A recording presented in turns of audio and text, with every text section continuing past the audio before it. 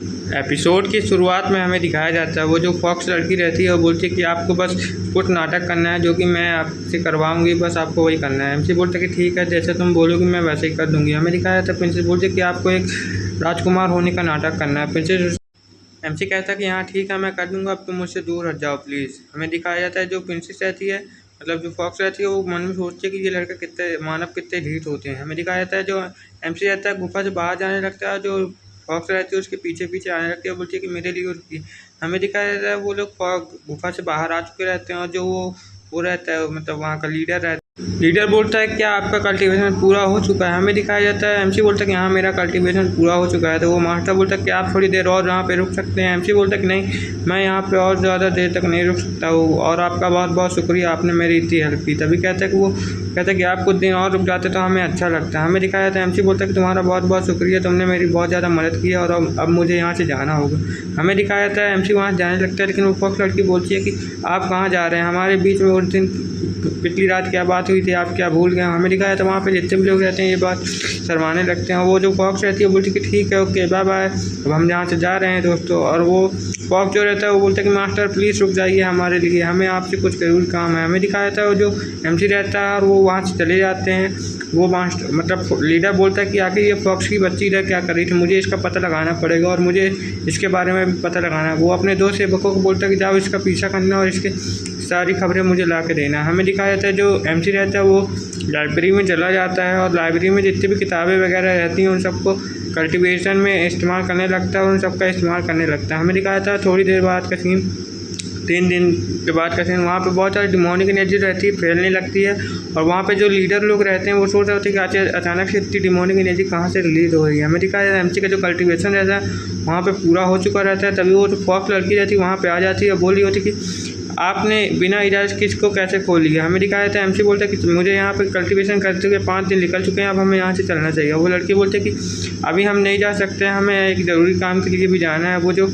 वो जो डीमन लोग हैं वो हमारी लोगों के पीछे पड़े हैं और हमें बोल रहे हैं शादी करने के लिए। हम दिखाया जाता है बोलती है कि मुझे बिल्कुल भी उनसे शादी नहीं करना है, क्या तुम मेरी मदद कर सकते हो। एमसी बोलता है कि हाँ ठीक है मैं तुम्हारी मदद कर दूंगा, लेकिन उसमें मेरा क्या फ़ायदा होगा। हमें दिखाया जाता है वो लोग वहाँ पे आ जाते हैं और वो 2-3 लड़की आ जाती हैं, बोलती है कि वो राजकुमार आ चुका है, मतलब बुल डीमन राजकुमार, जो कि आपसे मिलना चाहता है। हमें दिखाया था एमसी बोलता है कि चलो चलते हैं, मैं भी तो देखूँ वो है कौन वो बंदा। हमें दिखाया था वो लोग जाने लगते हैं और लड़की सोचती है कि ये कितना तेज़ चलता है, मैं तो बहुत ज़्यादा थक गई हूँ। हमें मैन होल का सीन दिखाया जाता है, वहाँ पे वो बुल डीमन क्लाइन का जो यंग मास्टर रहता है वो आ चुका रहता है और बोल रहा होता है कि मेरी प्रिंसेस कहाँ पर है, क्या तुम मुझे उससे नहीं मिलाओगे, मुझे उससे कुछ बात करनी है, मुझे उससे मिलना है। तभी वो जो फर्स्ट क्लाइन के लोग रहते हैं वो बोलते हैं कि राजकुमार आप यहाँ के बैठिए, आप बहुत ज़्यादा थक गए होंगे इसलिए।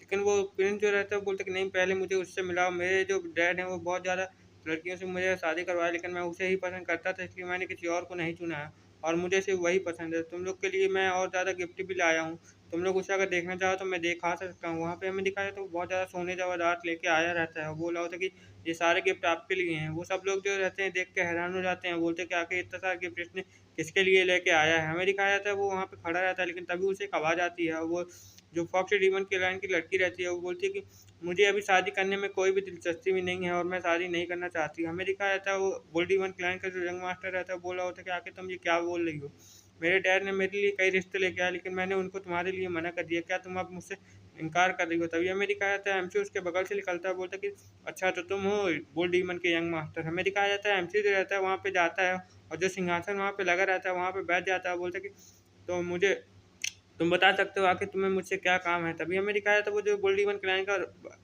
यंग मास्टर रहता है वो बहुत ज़्यादा गुस्सा हो जाता है, बोलता है कि आखिर इसकी हिम्मत भी कैसे हो गई मेरे को ऐसा जवाब देने की। लेकिन जो फॉक लड़की रहती है बोलती है कि सलाम उससे अच्छे से बात करो, वो यहाँ के लीडर है। हमें दिखाया जाता है एमसी बोलता है कि तुम्हारा बहुत बहुत शुक्रिया मेरे यहाँ पे ना होने पे मेरी क्लाइंट का सुरक्षा करने के लिए। और जो एमसी रहता है वहाँ पे अपनी डिमोनिक एनर्जी बहुत ज़्यादा रिलीज़ करने लगता है, जिसे देख के वहाँ पे जितने भी लोग रहते हैं और वो खास करके वो जो बुल क्लाइंट का लीडर रहता है मतलब यंग मास्टर, वो बहुत ज़्यादा घबरा जाता है, बोलता है कि आखिर इसकी डिमोनिक एनर्जी कितनी ज़्यादा स्ट्रेंथ है, इसका प्रेशर तो बहुत ज़्यादा है, मैं इसके सामने टिक नहीं पा रहा हूँ। हमें दिखाया जाता है वो उसके सामने बिल्कुल भी टिक नहीं पाता, वो जाके टकरा जाता है जिससे कि वहाँ पे जो दीवार रहती है वो सब टूट जाती है। वो वहाँ के भी जितने लोग रहते हैं बुल क्लैन के लोग वो सब देख के हैरान हो जाते हैं, बोलते हैं कि आखिर इतनी ज़्यादा डिमोनिक एनर्जी कैसे हो सकती है इस बंदे के पास। हमें दिखाया जाता है जो बुल डीमन क्लैन का जो यंग मास्टर रहता है वो उसके सामने झुक के बोलता है कि प्लीज़ मुझे माफ़ कर दीजिए। और वो मन में सोचता कि ये तो सचमुच में एक प्रिंस लग रहा है मुझे, या पक्का ये किसी हाई लेवल के डीमंस का यंग मास्टर होगा। हमें दिखाया जाता है एमसी जो रहता है उसको और ज़्यादा पीछे रखता है, बोलता है कि